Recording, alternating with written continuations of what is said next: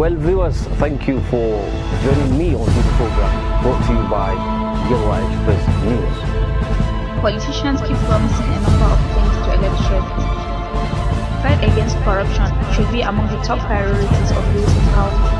This is a custom area where our investigation of tea is going on. Thank you, Bukizu, for that great report. Certain things they want from their government when they come into power in 2019.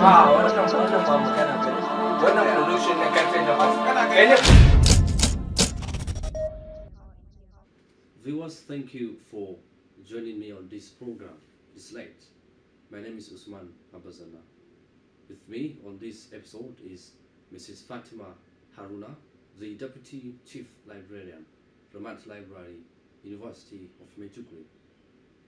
You are welcome, ma'am. Thank you. It's my pleasure being with you. All right. To start with, what is the state of libraries today?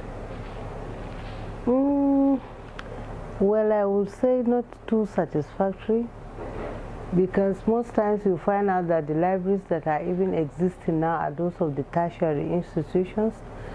Our public libraries are not what we expect them to be.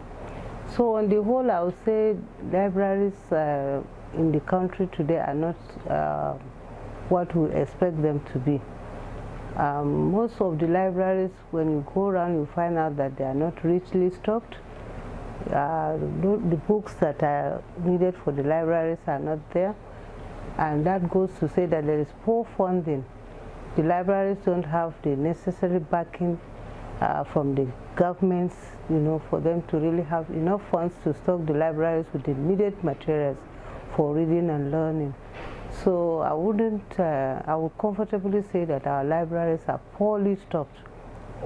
Okay, so with regards to this, what is the level of interest among students and academics using that library? You see, when we look at the scenario, you find out that on the average, our reading culture is very poor.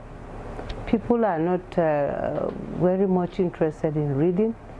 And when you go to the schools also, you find out that students read only when there is going to be an examination. There is no reading for pleasure. There is no reading for gaining knowledge. People just want to go to the libraries to write an assignment, maybe, and probably when it is time for an examination. So the reading culture is very poor. And on the whole also, you find out that most of the reading is done in the universities and colleges, I would say. Because when you go to the schools, not much is done to really emphasize on the need of establishing libraries in our primary and secondary schools. Okay. So these students are not nurtured from the onset to really imbibe the culture of visiting the library to seek for information. Okay. So most times our primary and secondary schools all over the country, I think, except in some very few states in the country, is really very, very poor. Okay, so that means the reading culture did not start from the primary level. No, which affected the culture. Yes, exactly. Okay. And you could even go further to say from the homes also. Oh. Because if a child grows up to see his parents reading, like if he finds himself in a family that is interested in reading, he will also be encouraged in reading. But how many of our parents go back home and pick even a newspaper to read, to know what is even happening? When the child is encouraged to like the book right from the onset, he will develop that reading culture, and he will go on to appreciate the book and cherish the book, and always want a situation where he will be reading to add knowledge. Reading, encourages you to exposes you to a lot of information around you. Yes, all right. Going aside from the student, what of the academicians? Yeah, you see, by nature of at their disposition, they're supposed to be to read. Okay, so an academic will want a situation where he will have all the facilities that will encourage him to read, because he's into learning and research. And without prepare his lecture notes, he will have to have material that will enable him prepare his lecture notes. He has to publish, because that also makes him you know, to become an academic, he has to really publish articles in journal, write books, and so on and so forth. And that entails that he needs a lot of information resources, and that consequently means there has to be a good library at his disposal for him to be able to. That indicates the level of difference between students and that's right. Yes. Right.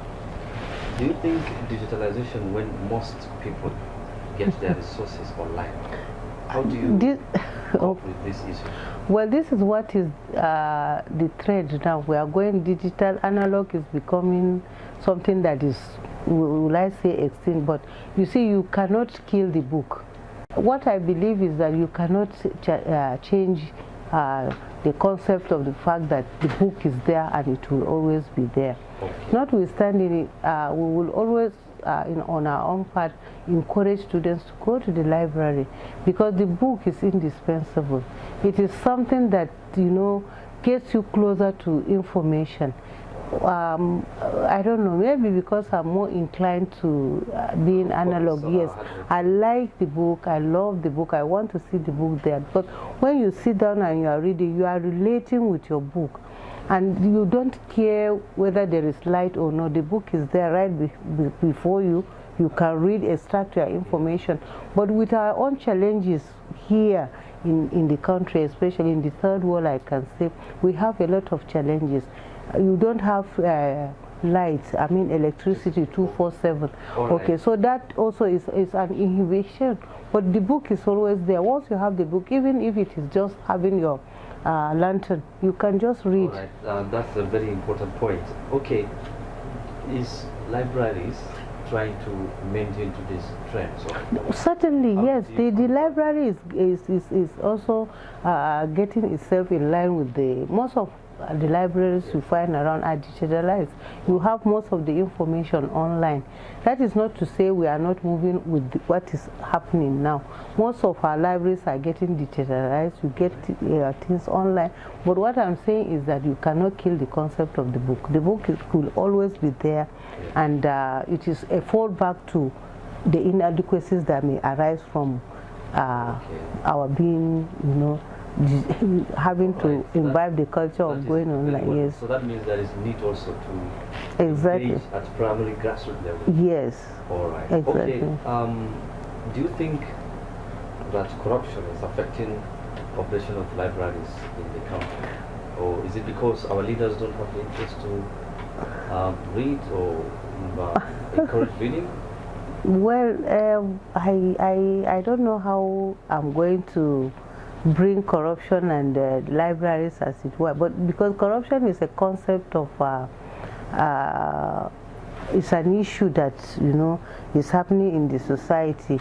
Yes. What I mean is corruption as it is affects many activities. Of course. Okay, in library, I believe to some extent it needs a standard way of handling. So what I want to know is, corruption, does it affect the activities? If you are talking that because the leadership is corrupt and cannot engage itself in providing the necessary infrastructure or facilities to its citizenry, I would say yes.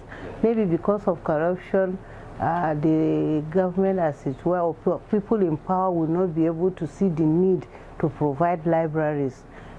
Maybe proper funding for the establishment of libraries in the country.